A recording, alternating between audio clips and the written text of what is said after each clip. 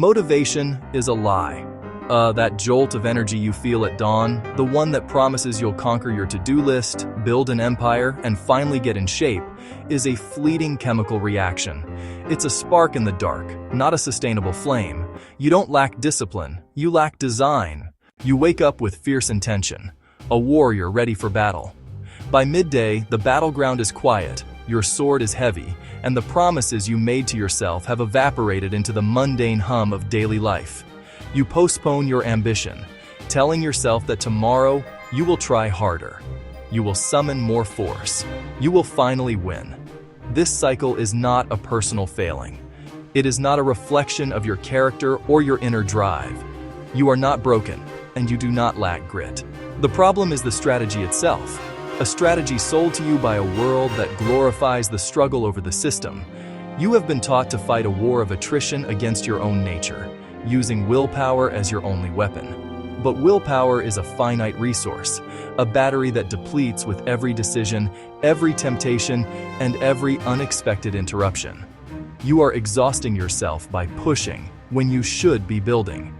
The fault lies not in your effort, but in your architecture. Let's dismantle the myth of willpower. You think of it as a muscle, something that gets stronger the more you use it. This is a dangerous half-truth. While it can be trained, it functions more like a phone battery in a world with no chargers.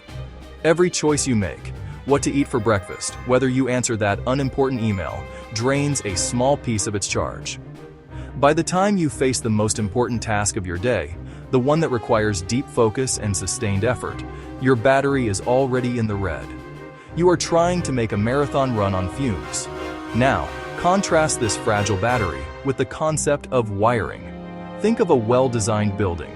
When you flick a switch, the light turns on. You don't have to motivate the electricity to flow or force the bulb to illuminate. The connection is direct, the path is clear, and the result is automatic. The system is designed for a specific outcome. This is the essence of effective discipline. Why does the fire of Monday morning so often become the cold ash of Wednesday afternoon? Why does the fire of Monday morning so often become the cold ash of Wednesday afternoon? The first reason is that motivation is built on the unstable bedrock of emotion. Feelings are fickle. They are swayed by the weather, a poor night's sleep, a critical comment, or a sudden change in plans. Relying on a positive emotional state to trigger productive action is like relying on sunny weather to water your crops. When the inevitable clouds of stress, boredom, or fatigue roll in, your entire system for action collapses. You have no contingency plan for a bad mood. Your plan was the good mood. The second killer of progress is friction. Your brain is an efficiency engine, hardwired to conserve energy. If starting a good habit involves multiple steps, decisions, and even minor inconveniences, you are creating friction. If your running shoes are buried in the back of the closet, that's friction. If you have to log into 3 different platforms to start your work, that's friction. Conversely, if the path to a bad habit is frictionless, your phone is on your desk, unlocked and buzzing, your brain will choose that path every single time. Adopt the mind of an architect. Your life is not a random series of events. It is a space that you inhabit. Right now, that space may be cluttered. Right now, that space may be poorly lit. Right now, that space may be full of obstacles. An architect would not tell the inhabitants to try harder to navigate the mess. An architect would redesign the space. They would tear down obstructive walls. They would install windows to let in light. They would create clear pathways between important rooms.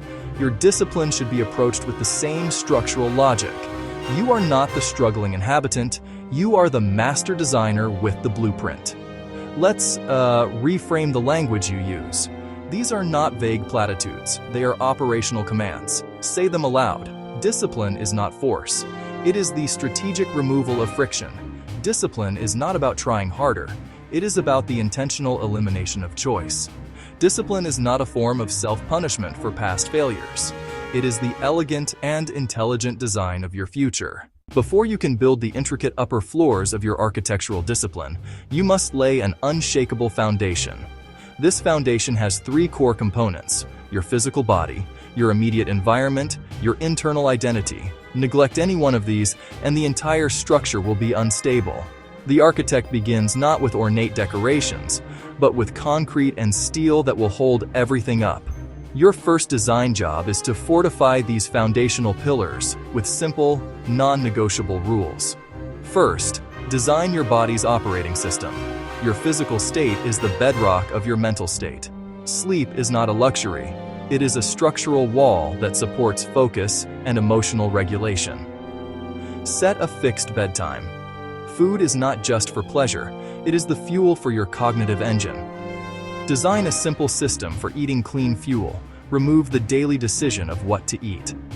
Movement is not punishment. It is a valve that releases stress and primes the brain for creativity. Integrate movement into your day. These are not goals to be motivated for. They are simple, binary rules that reduce decision fatigue.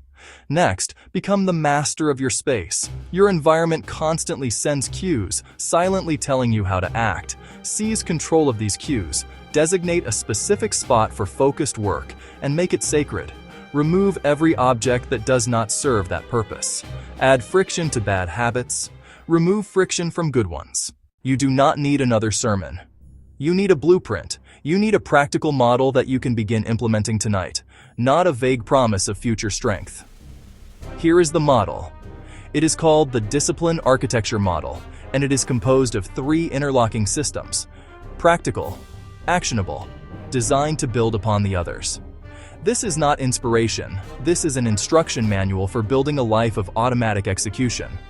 This is how you move from theory to practice, from ideas to identity. Environment design. This is about shaping your physical and digital spaces to make good habits inevitable and bad habits difficult. Your first step is to remove temptation. Unplug the TV. Delete the distracting apps. Put the junk food on the highest shelf. Next, make the right choices visible and obvious. Place your workout clothes by your bed. Put your notebook and pen in the center of your desk. Finally, shape your sensory inputs. Use focused lighting for your workspace. Use warm, dim lighting for your relaxation space. Use noise-canceling headphones to create a sanctuary for deep work. Stop trying harder. Start building better.